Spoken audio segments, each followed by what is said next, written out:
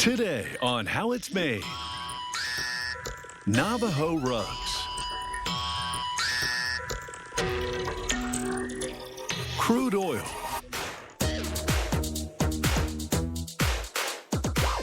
kaleidoscopes,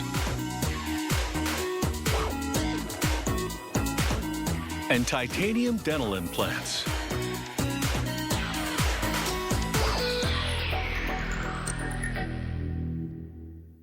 Rug weaving is a traditional art practiced by the Navajo, an Indian nation located in the United States where Colorado, New Mexico, Utah, and Arizona intersect. They originally wove blankets and clothing. Then, in the early 1800s, they began weaving rugs for sale. While many weavers create contemporary designs, Navajo rugs typically feature bold geometric patterns. The wool preparation and weaving techniques developed by the weavers' ancestors have been proudly passed down from generation to generation. Everything in a Navajo rug comes from nature, starting with fleece, raw wool sheared from a sheep. Working a handful at a time, the weaver removes the mats and tangles and places the wool on carders, wooden paddles with metal teeth. By pulling one carder against the other, she straightens the wool fibers, lining them up in the same direction. This prepares them to be spun into one continuous strand of yarn. After 3 or 4 pulls, she flips the carders to straighten the fibers on the underside. Then she rolls up the fleece and adds it to the other rolls in the spinning pile.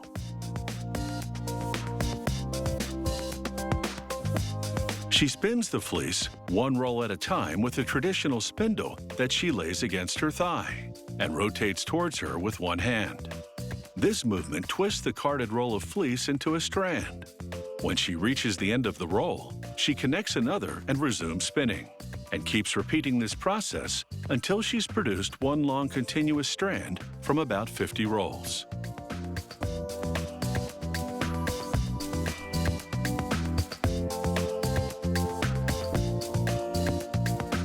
Then she respins the strand to thin it out to the final weaving size.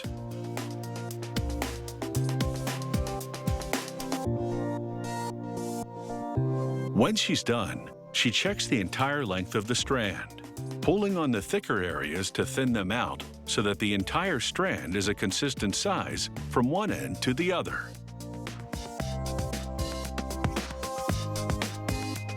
Here you can see the difference in thickness between the first spinning and the second. To infuse her wool with color, she prepares natural dyes: sunflowers for yellow, walnuts for tan and brown hues, and cactus bugs for bright red. She puts the bugs in a stocking and soaks them in warm water overnight. Then she submerges them in a pot of water, pours in the pre-soak water as well, and simmers for 45 minutes to an hour and a half, depending on how vibrant she wants the red dye to be. Meanwhile, she soaks the yarn in warm water for at least a half hour to open up the fibers, so that they'll absorb the dye. After wringing out the yarn, she immerses it in the pot of hot dye and simmers for at least 45 minutes, depending on the amount of bugs, water, and wool. She stirs frequently to ensure it dyes evenly throughout. It's the same process with plant dyes, except that she doesn't pre-soak the plants overnight before boiling them in water. The shade of color depends on the ratio of plants to water during dye preparation, then of dye to the quantity of wool. Proportionally more plants than dye, the darker the shade. Proportionately less, the lighter the shade.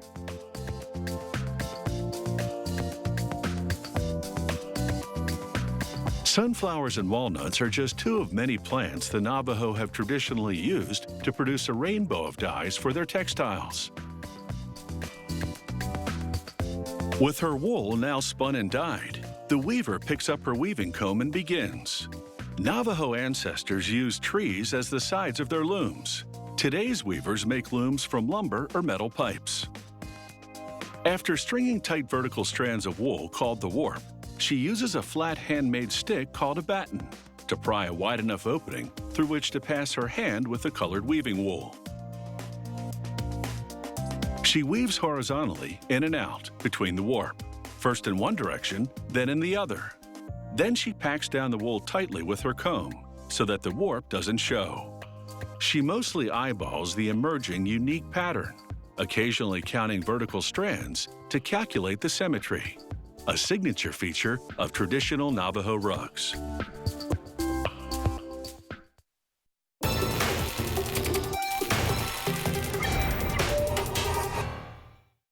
Crude oil, also called petroleum, is unprocessed oil found deep in the ground. It forms naturally from decomposed prehistoric plants and animals. The color can range from clear to black, the consistency from very watery to very thick. Oil companies drill wells deep into the ground, then install pumping units to draw up the fluid that contains crude oil and salty water. This oil field in Central California has 6,000 producing wells. The pumping units can run 24 hours a day. However, a sensor triggers them to pump only when the fluid flow stops. Here's what goes on inside the well. With each downstroke, the pumping unit pushes a steel rod down the steel tube lining the well. With each upstroke, the rod rises, and the pressure difference between the fluid on the outside and fluid on the inside opens a ball-shaped valve plugging the bottom, letting the fluid flow up the tube. Another valve at the top releases the fluid out of the well. To drill a new well, workers first erect a drilling rig at the site, then hoist a giant pipe with a drill bit on the end. They feed this drill pipe through the center of a spinning disc called a rotary table. As the table turns, the drill pipe turns, its weight bearing down and boring a hole through the ground. Once the drill pipe descends its full 30-foot length, they connect another pipe, then keep repeating with subsequent drill pipes until they bore into the reservoir containing fluid. Throughout the drilling process, they pump a mud mixture down the drill pipe. It comes out the drill bit at the end, hits the bottom of the hole, then backs up to the top, bringing the drilled-out rock with it. After lining the well with a steel tube to keep the walls from collapsing inward, they mount the pumping unit and install the valves we saw in the model. The pumping unit pushes the rod up and down through the wellhead at the surface. As a safety measure, workers take readings to check the air for any hazardous underground gases that may be exiting the well. Once they determine the area is safe, they draw a sample of fluid to test the well's water-to-oil ratio. The typical ratio is 90% water to 10% oil. The fluid from each well exits via a pipe, and the pipes from all the wells feed a main line leading to a gas removal vessel. The fluid contains carbon dioxide, hydrogen sulfide, and natural gas.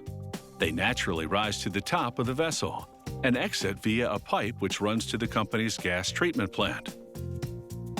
There, equipment removes and treats the hydrogen sulfide, transforming it into sulfur, which a local farm buys to use as fertilizer. The natural gas and CO2, meanwhile, are piped to another area, where they fuel the company's steam generator. The generator boils the water extracted from the fluid to produce steam. The company injects steam into the wells to heat the fluid, thinning it so that it flows faster. Once gasless, the fluid is piped to the treatment plant that extracts the salty water. In this big tank, appropriately called the free water knockout, the separation of oil and water happens naturally, the oil floating to the top. However, to hasten that natural process, they add a chemical called an emulsion breaker.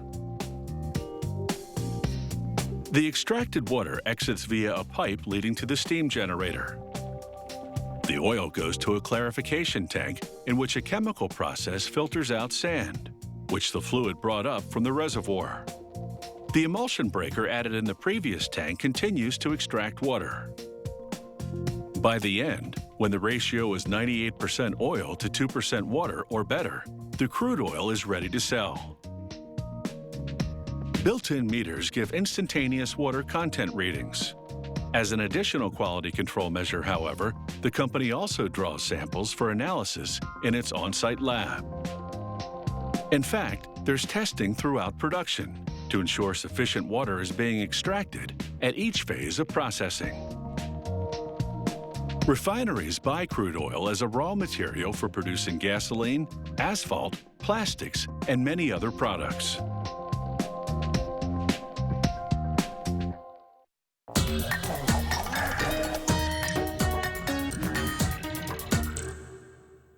Invented in the early 19th century by a Scottish scientist studying light, the kaleidoscope can still compete when it comes to producing stunning visual effects. Peer inside and witness dazzling geometric images produced as mirrors multiply objects. The images are spectacular and fleeting, each one lasting just seconds before the next appears. Many years after its invention, the kaleidoscope is still worth looking into. To make a kaleidoscope, this craftsman starts with a mirror sheet that has adhesive backing. He scores it to create long and narrow rectangles and gently breaks it along the scored lines. The mirror's reflective coating is on the front instead of the underside. A mirror like this produces sharper reflections than a regular household mirror. He slices the adhesive backing to separate the mirrored rectangles. He snaps off the scored ends, creating perfectly linear edges. Next, he peels backing from a strip of blackout felt paper and wraps it around a glass rectangle. This felt-wrapped glass will be the third wall of a two-mirror system, one with a triangular configuration. He removes the adhesive film from the mirrors, then builds the triangles with the mirror's reflective surfaces facing inward towards the felt-wrapped rectangle. This arrangement will reflect objects to create a circular image known as a mandala. He aims the mirror system at a light box with a two-line drawing in it. One line is curved and the other is straight. Peering into it, he adjusts the alignment of the mirrors until the lines morph into a 5-point star. This means the corners of the mirror triangle are precisely 36 degrees, and it is multiplying images correctly. He hot glues the mirrors to the opaque part and applies metal tape to the top seam to complete the kaleidoscope mirror system. Over in the art department, the artist assembles decorative objects against a black background in an acrylic cell. With every placement, she checks the effect through the triangular mirror system. She glues dichroic glass onto the backdrop. It's a kind of glass that's been treated with metal oxides, and it appears to have different hues. Other objects include jewelry parts, colored wire, buttons, and even paper clips. She follows no specific design, but works freestyle. While she glues some down, she leaves others loose to simply tumble around. A sprinkle of tiny beads completes the grouping. As the mirror system multiplies these objects, they will create the mandalas. These are photographs of actual mandalas, and they'll be used to decorate the outside of the kaleidoscope. The other member of the team now applies an acrylic adhesive to the rim of the cell and presses a clear lid onto it. The lid fuses to the cell body. But it's not yet completely sealed. There's a tiny hole in the side of the cell through which he now dispenses heavy mineral oil. Submerged in mineral oil, the objects will float and move through the cell for greater effect.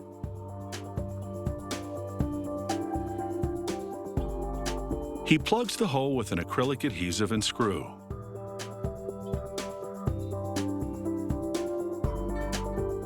He is now ready to assemble all the parts of the kaleidoscope. He slides the mirror system into a heavy cardboard tube, decorated by the mandala photos. He cushions the mirror system with foam, and this stabilizes it.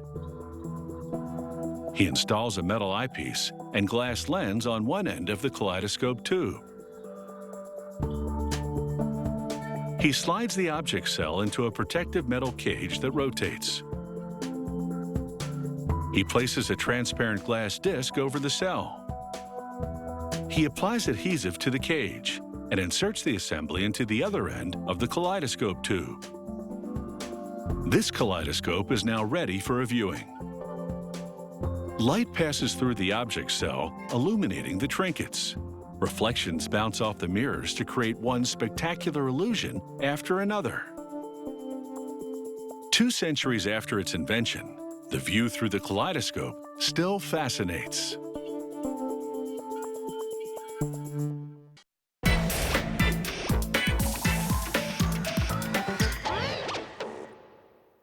The ancient Mayans hammered seashells into their jaws to replace missing teeth.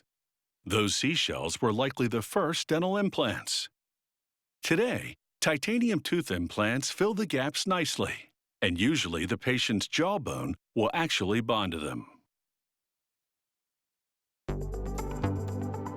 In the middle of the 20th century, it was discovered that titanium is a metal that bonds with bone.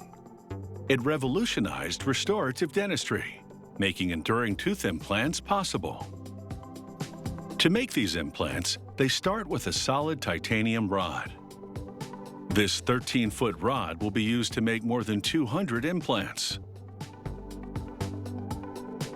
The technician inserts the rod in a long tubular device that keeps it straight as it feeds to a lathe system.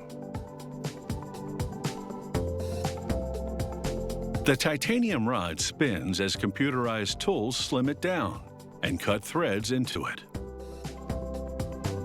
These threads will help anchor the implants in the patient's jaw. The lathe pushes the rod out and then pulls it back in repeatedly to facilitate the shaping process.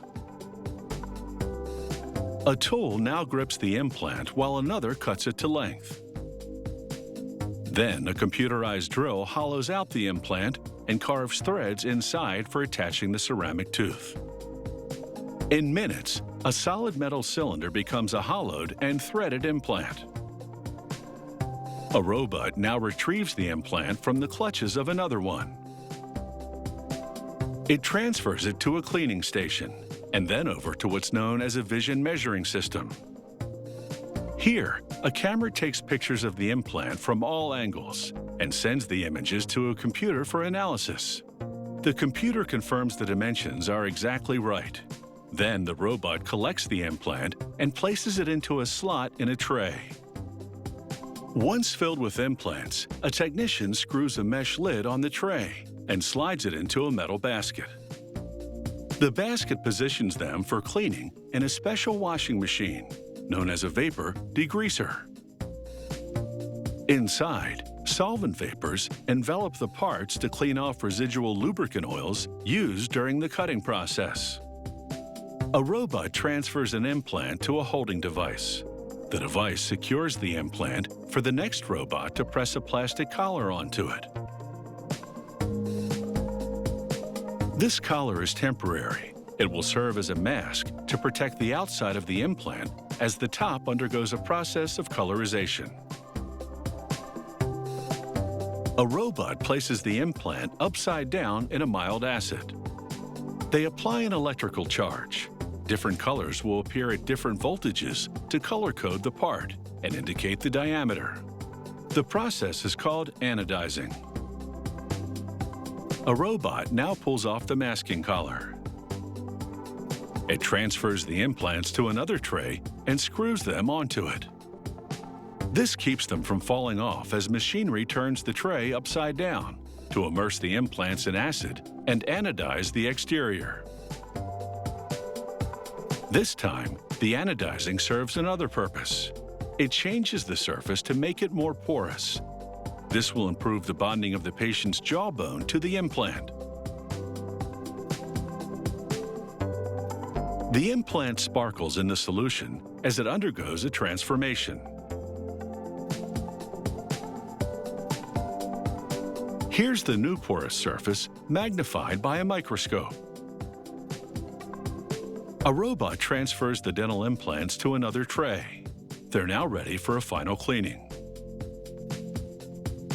A technician puts a lid on the tray and lowers it into a tank full of hot, purified water. A generator sends high-frequency sound waves into the water, creating bubbles and waves that gently scrub the implants. After sterilization, these titanium dental implants are ready to take root in human jaws. The clinician screws the implant into the patient's jawbone and then secures a made-to-match ceramic tooth to it. Over time, bone will fuse to this artificial tooth, providing a long-lasting tooth replacement and giving the patient a reason to smile.